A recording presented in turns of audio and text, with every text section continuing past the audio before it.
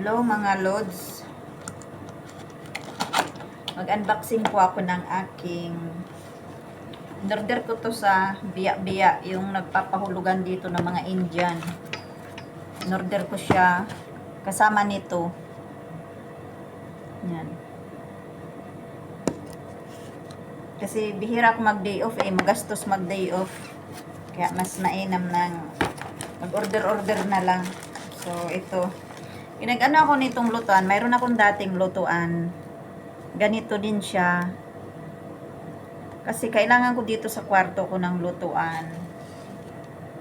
Lalo na kung magluluto ako ng tuyo.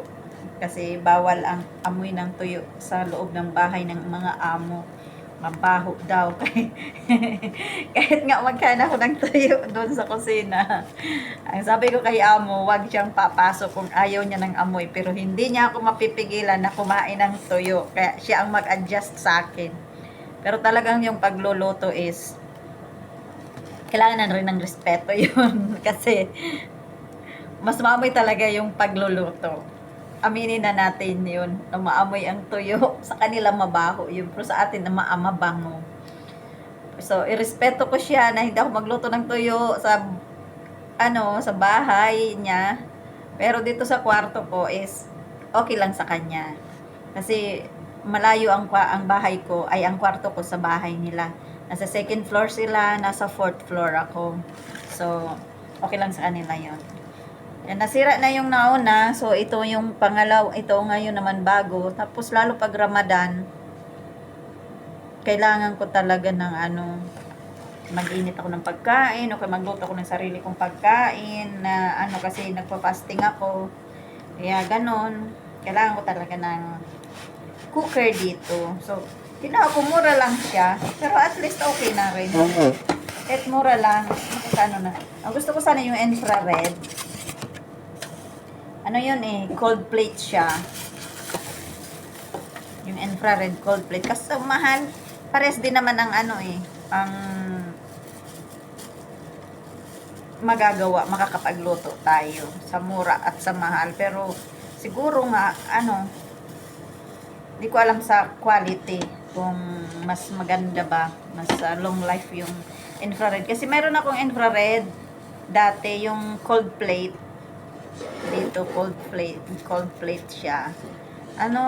Dinala ko sa Pilipinas. Pagdating doon, nasunog yung yung saksakan. Okay naman siya kasi 210, 220 volt, 'di ba? Magkaano naman sila. Tapos mayroon naman siyang ako na saksakan na capable naman. Pero ay ba? Oo, yung naman siya. Compatible, I mean. Pero ewan ko, nang nag-init ako ng tubig, tapos sabi ko, bakit may namangangamoy? Yung tubig, mayroon naman yung takuri, mayroon naman tubig. So, akala ko is, naubos na yung tubig sa takuri. Kaya, tinanggal ko, dinagdagan ko ng tubig. Pagtingin ko, mayroon naman tubig.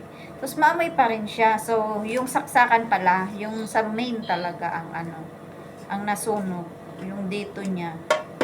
Ayan, yung dito niya mismo ang nasunog. Kaya, nasayang ako. Pero wala akong magagawa. Maganda sana yun kasi cold plate siya Lalo sa mga bata, safe yun. Pero dito, wala naman akong bata. Ako lang naman. Bibili ako ng ganun ulit na na yun. Yung cold plate. Kapag uwi na ako ng Pilipinas, dadalahin ko doon. Or ipapador to door ko. Kaya meron naman ako dito. Papador to door din ako. May box naman ako dito. So, yun. Ngayon, ito. Ilalagay ko itong para sa ba yung kanyang stand. Pwede na ako makabili ng tuyo at makapagluto dito. Anong gusto kong prituhin ba na maamoy? Ang amo ko, hindi sakim sa pagkain, hindi sila kuripot. Pero, alam naman kasi nila na may mga pagkain sila na minsan ayaw natin kainin or may gusto rin tayong pagkain na Philippine food na syempre Hindi naman nila, hindi naman nila yun, kung lulutuan natin sila, hindi naman sila, kakain din pero hindi talaga yung main talaga nilang pagkain. Kaya alam nila na kailangan ko rin magluto ng para hindi ko ma-miss ba. Alam nila yan. Lalo pag nagdi-day off ako, sabi nila, enjoy, kumain ka ng gusto mong pagkain na Philippine food. Kasi, mahirap din naman na walang walang oras na rin ako magluto, lalo mag-isa ako sa bahay. Yung mga alaga kong bata. So, mahirap talaga ang buhay. Ito. Ayan na. Pwede na ako makapagluto. Ay, inaantok na ako. Ito na. Magluluto. Ay, magluluto. Yan na, guys. Ano ko na. Meron na akong lutuan naman dito. Na-miss ko kasi ilang buwan din ako walang lutuan. So, kapag gusto ko kumain ng tuyo, bibili ako yung luto na mahal. 1 dinar. Isang balot-balot lang. Isang lang. Parang tupperware lang. Maliit. So, lugi. Mas mainam na yung ikaw bibili. Tapos, anuhin mo na lang. Luto-lutuin. Makatipid. Diba? Bakit ito wala na yung ganito? Tinanggal na siguro. Ay, chinek niya siguro to. Mainit nga. Caution, do not touch. Sana magtagal naman to sa akin. Kasi yung binili ko, ganito rin siya. Tumagal sa akin ng almost 2 years.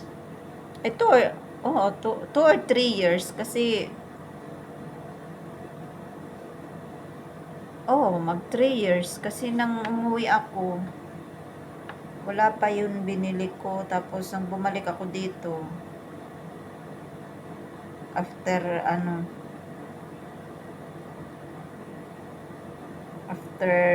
COVID. COVID kasi ako umuwi. Last na uwi ko, COVID.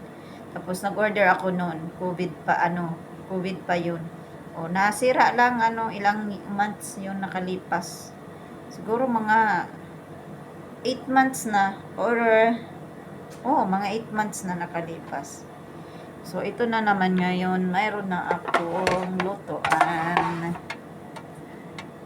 Ayan, i-try natin. Saksakin. Isaksak. Try natin isaksak. Ayun. Okay na siya.